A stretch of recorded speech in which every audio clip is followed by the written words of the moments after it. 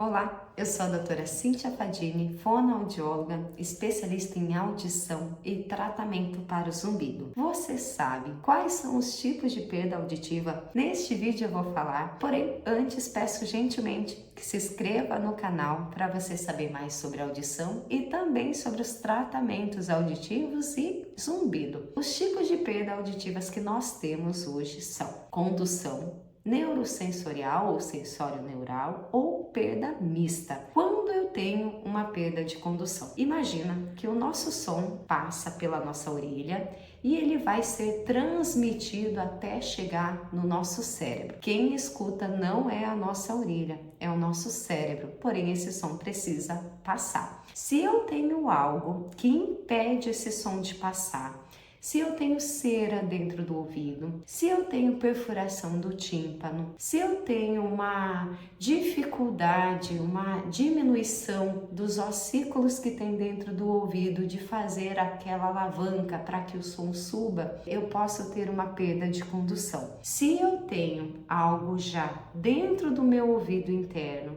dentro do sistema que nós falamos da cóclea, que é o nosso órgão interno de captação do som, as células que estão dentro do ouvido, elas começam a se danificar. Eu tenho uma perda sensório-neural ou neurosensorial. E se eu tenho os dois componentes, tanto de condução quanto neurosensorial, eu tenho uma perda mista. E como eu faço essa avaliação? Nós temos o nosso exame padrão, que é a audiometria. A audiometria, o paciente vai dentro da cabine e vai fazer uma avaliação com os fones, em que o paciente vai ouvir várias frequências e em várias intensidades. Ele vai ouvir o mínimo possível em cada frequência, assim a gente vai encontrar o grau da perda auditiva. Nós fazemos a avaliação pela orelha, que é a via aérea, e também pela via óssea, que é um acoplador que a gente coloca por vibração, você vai conseguir ouvir os sons. Se eu tenho uma diferença na via aérea com a via óssea, significa que algo está impedindo essa via aérea de passar o som pela orelha. É uma perda de condução. Porém, se eu tenho tanto a via aérea quanto a via óssea rebaixado, significa que não é na transmissão desse som, não é na condução desse som. Eu estou falando que é na captação, lá dentro no órgão interno,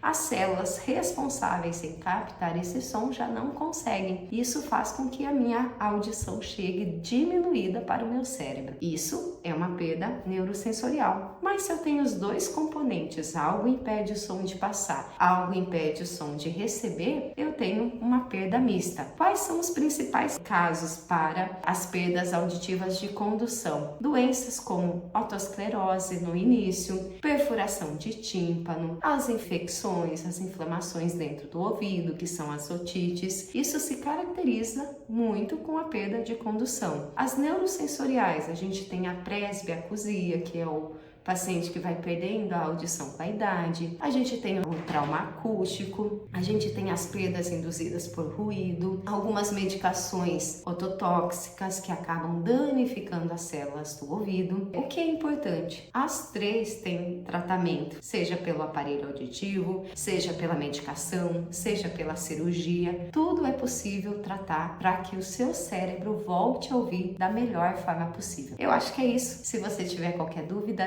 deixe nos comentários, vai ser um prazer falar com vocês.